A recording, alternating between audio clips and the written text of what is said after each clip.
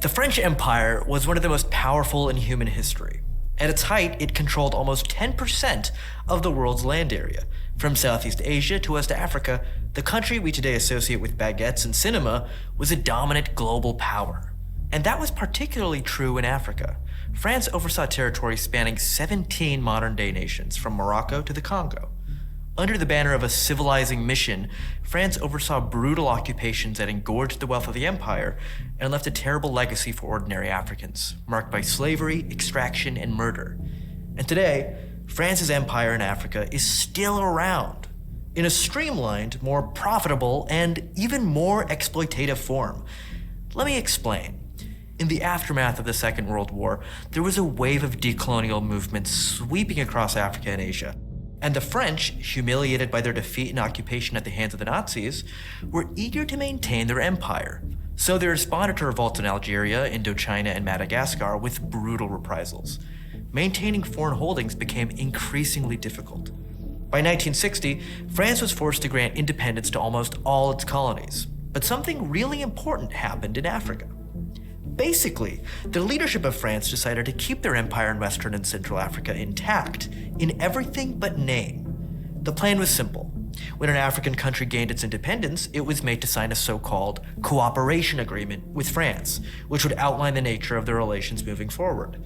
In exchange for French foreign aid, African countries were required to give France rights over natural resources, allow France to maintain troops in their territory indefinitely, and, most importantly, keep these countries' currencies linked to France's currency, the franc. Instead of having their own currency, they were to use the franc of the Financial Community of Africa, what is now called the CFA franc. The French framed these cooperation agreements as a choice, but they were also clear about the consequences of defiance.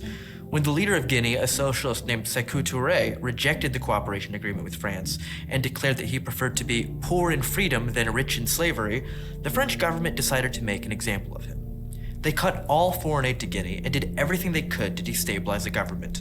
They launched a secret campaign to print fake Guinean banknotes and flood the country with them. One French spy later bragged, "The operation was a total success. Guinea's economy, already very weak, never fully recovered." The French said that these countries existed within the so-called French community, but the policy would come to be known more widely as France Afrique. It was about having the former colonies in a position that was maximally advantageous to French interests. Many of the first generation of post-colonial leaders in former French colonies had essentially been installed by the French. They spoke French, had spent time in France, and were well integrated with French elites. Jacques Faucart, a French diplomat, oversaw French relations with Africa for almost 30 years and built a huge web of client relationships with African leaders, using corruption and covert operations to make them loyal subordinates. When local political orders were threatened, the French weren't afraid to protect their hand-picked dictators. Since 1960, France has invaded Africa more than 50 times. Look at the Central African country of Gabon as one example. Gabon is particularly important to France because it has a huge supply of oil and an even bigger supply of uranium. Among the African colonies, Gabon was historically one of the very closest to France. In 1967, a man named Omar Bongo became Gabon's president, soon turning the country into a one-party dictatorship. And Bongo was intimate with France. He had been appointed after flying to Paris for what was basically a job interview with the president. So under Bongo, France and Gabon enjoyed a relationship that benefited both sets of elites. Gabon's oil was pumped by the French state-owned oil company ELF, and its uranium went right into France's arsenal of nuclear weapons. In return, France subsidized Gabon's budget, especially the parts that flowed into the pockets of Omar Bongo and his family. At one point, Bongo was worth over $130 million. Gabon, meanwhile, remained poor and underdeveloped. Under Bongo, it had one of the highest infant mortality rates in the world. Instead of investing in the Gabonese economy, Bongo spent state funds on influencing French politics in his favor, bankrolling the campaigns of several future French presidents. Even today, France keeps troops in the country to support Gabon's current ruler, who happens to be Omar Bongo's son. And somehow, Gabon is actually one of the happier stories. Other countries, like the Central African Republic, are today some of the poorest in the world, in part due to the legacies of French-backed dictators like Jean Bédel Bokassa. But there's another aspect of French influence that's even more important. Probably the most central part of all is the CFA franc, the last colonial currency still in widespread use. In practice, the countries that use the CFA franc have virtually no monetary sovereignty. The value of their currency is linked to the euro. The poorest countries in the world have a currency controlled by the richest countries. And so the imperatives of European countries, fiscal discipline and fighting inflation, end up shaping the very different world of Western and Central Africa. That leads to an overly tight approach to credit, something that's necessary in our current system for an economy to grow.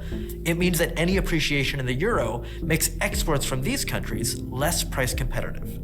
So just look at what happened in Senegal.